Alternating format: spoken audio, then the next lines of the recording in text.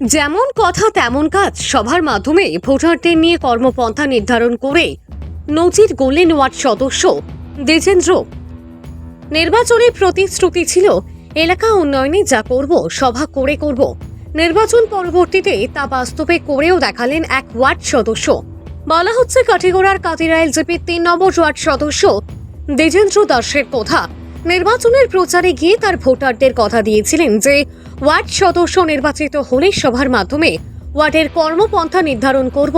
কথা মতো জনসভা করে কাজের পরিকল্পনা তৈরি করলেন তিনি, যা কাঠিগড়ার ইতিহাসে নজিরবিহীনই বলা যায়। এক এক করে এলাকার সমস্যাগুলি শনাক্ত শেষে তৈরি হয় সমাধানের পরিকল্পনা। গঠন করা হয় ভিলেজ মনিটরিং কমিটি। গাঁও পঞ্চায়েত সদস্যদের এমন উদ্যোগের প্রশংসায় পঞ্চমুখ এলাকার জনসাধারণ। বৃহস্পতিবার এই দৃশ্য দেখা যায় ৭৪ নম্বর কাতিরাইল গাঁও পঞ্চায়েতের ৩ নম্বর ওয়ার্ডে। গণদেবতার আশীর্বাদে যথেষ্ট ভোটের ব্যবধানে নির্বাচনে জয়লাভ করেন তিনি।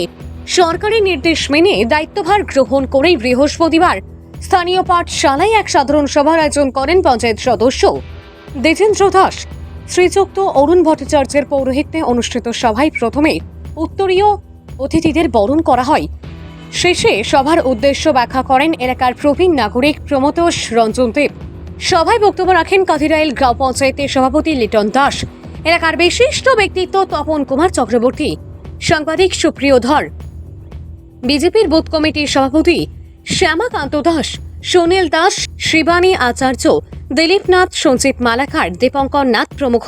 শেষে এলাকার সমস্যাগুলি নির্ধারণ করে তাহার সমাধানের পরিকল্পনা গ্রহণ করা হয়। সভায় ভিলেজ মনিটরিং কমিটি নামে ১৫ সদস্যের একটি কমিটি গঠন করা। ওয়ার্ডের উন্নয়নমূলক প্রতিটি কাজে তীক্ষ্ণ নজর রেখে এলাকার সমস্যা সমাধানে সর্বদা সচেষ্ট থাকবে এই কমিটি। সভায় উপস্থিত প্রত্যেক বক্তা পঞ্চায়েত সদস্য দ্বিজেন্দ্র দাসের এই উদ্যোগের ভূয়সী প্রশংসা করেন। সুপ্রিয় দত্তের রিপোর্ট, আসাম প্রাইম নেটওয়ার্ক। অবশ্য এই অ্যাকশন প্ল্যান থেকে খামটা করিয়া লইয়া এখানে খাম কাজ করব জন্য যে বৈঠকটা করাইছেন যে আপনারা সবের সহযোগিতায় সবের পরামর্শ যে আগামী ১ বছরের মধ্যে এই ওয়ার্ডও কি কাম হইব কি না, কি কাজটা বেশি ইম্পর্টেন্ট, এই বিষয় নিয়ে একটু আলাপ আলোচনা। এবং মুখ্য বিষয়টা যেটা আমার জন্য কইছেন যে অরুণোদয় যে পিএমওয়াই প্রধানমন্ত্রী আবাস নিয়ে। আচ্ছা, প্রধানমন্ত্রী আমরা যখন এই আলাপ আলোচনা করছি জীবিকা সখী দিদিরার সঙ্গে, তো জীবিকা দিদিরার সঙ্গে আলাপ আলোচনা করার পরে দেখা গেছে যে ওয়ার্ড ভিত্তিক যেগুলো নাম আইছে একদম কম নাম আইছে। যারা জেনুইন, যারা মানে সঠিক প্রাপ্যতা, এরা নাম এই লিস্ট থেকে আউট হয়ে গেছে। কি বা কারণে তার কাছে যখন আমরা প্রশ্ন করছি তখন কইছে যে এটা হয়তো আপলোড করা হয়েছে না সময়ে, যার কারণে তারা লিস্ট থেকে আউট হয়ে গেছে।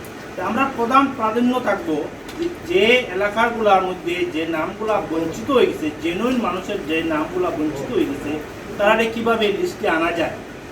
আর লাগিয়া যেমন আমরা সবে আমার বডির যতজন আছে নাকি ৫ জন মেম্বার সহ আমি কালকে জীবিকা সখীর সাথে দেখা করছি এবং তার যে ব্লক লেভেলে উপযুক্ত মানে যারা প্রাপ্যতারা যাতে বঞ্চিত না হয় অরুণোদয় পিএমওয়াই প্রধানমন্ত্রী আবাস গড়ের বিষয় নিয়ে। যাই হোক, এটা আমরা চেষ্টা থাকবো, যতটুকু শক্তি আছে শক্তি দিয়ে আমরা চেষ্টা করবো এটা।